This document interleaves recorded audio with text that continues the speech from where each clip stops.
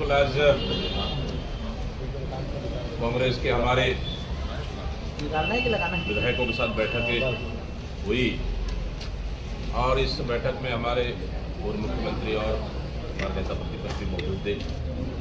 तमाम हमारे कांग्रेस विधायकों से वन टू वन चर्चा हुई है और चुनाव की तैयारी को लेकर चर्चा हुई है और आने वाला समय में चुनाव में प्रत्याशी चयन और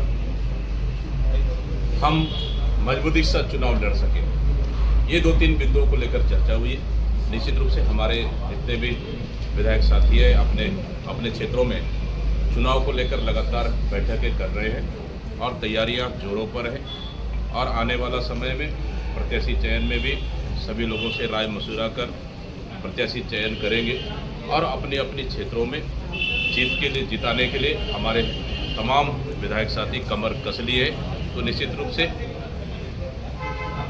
हम लोग इस चुनाव में मजबूती के साथ लड़े, इसलिए हमारे विधायक साथियों के साथ हम लोगों ने एक बढ़िया मजबूत रणनीति हम लोगों ने बनाई प्रत्याशी चयन के मामले बनाया है।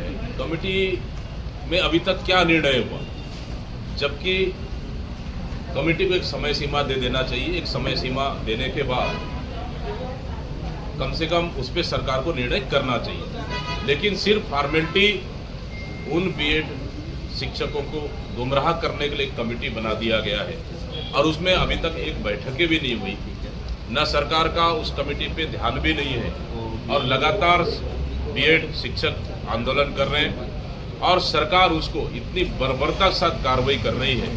आप अंदाजा लगा सकते हैं कि 12 बजे रात को आप सोशल मीडिया में चल रहा है, वीडियोस चल रहे हैं कि एक महिला हमारे छत्तीसगढ़ के अस्मिता एक महिला कर्मचारियां इतने आरोप लगा रहे कि सरकार के पुलिस दारू पीकर आके उन्हें कपड़ा फाड़ रहे हैं।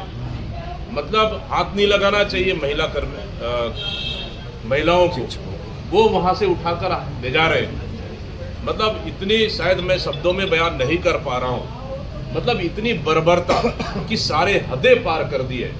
आखिर इतनी छूट ये विष्णु के सुशासन में कैसा मिला, हम पूछना चाह रहे हैं। प्रदेश की जनता देख रही है इनकी बर्बरता को, नौकरी से निकालना और ऊपर से उनके ऊपर बर्बरता करना। मैं समझता हूँ इस सरकार ने सारे हदें पार कर दी। उनके साथ बुलाती बैठती चर्चा करती, क्या दिक्कत है? चर्चा करने को तैयार नहीं। मतलब सरकार ने पूरा क्रूरता की पराकाष्ठा पे उतर आई है। मैं समझता हूँ लोकतंत्र में इसके लिए उचित नहीं है।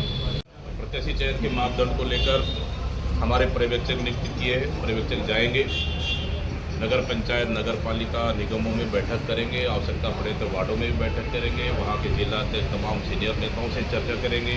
वहाँ के विधायक, पूर्व मंत्री, उनसे भी चर्चा करेंगे। कहीं अगर कोई दिक्कतें हैं तो सीधा हम लोग से बात करेंगे। तो इस तरह के हम लोगों ने तय किया है कि आपस में तय कर अगर वार्डों का सिंगल नाम अगर आता है तो निश्चित रूप से हमारे लिए बहुत अच्छा होगा। अगर कहीं कोई वार्ड में दिक्कत है तो आपस में बैठ के जिला स्तर में लोग चर्चा करने के बाद ही हम लोग चयन प्रक्रिया में आगे बढ़ रहे हैं। और जहां अध्यक्ष वाली बात है, अगर सहमति से आता है तो ठीक, नहीं होने से पीसीसी अमन चयन समिति का काम करने, ये सबसे बड़ा मतलब मंत्रियों के लिए और सरकार के लिए चुनौती है।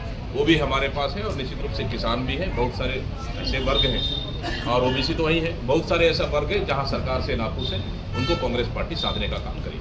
मुख्यमंत्री की वुमेन वोटर्स जो है वो हर चुनाव में बहुत मायने रखते हैं, तो आप लोग क्या है, जब चुनाव आता है पूरे साल तो भारतीय जनता पार्टी सोते रहती है, लेकिन जब चुनाव आता है तो उनको सिर्फ लालच देने का काम, कभी इसको बढ़ाने का काम, कभी तो उसको बढ़ाने का काम ये करती है।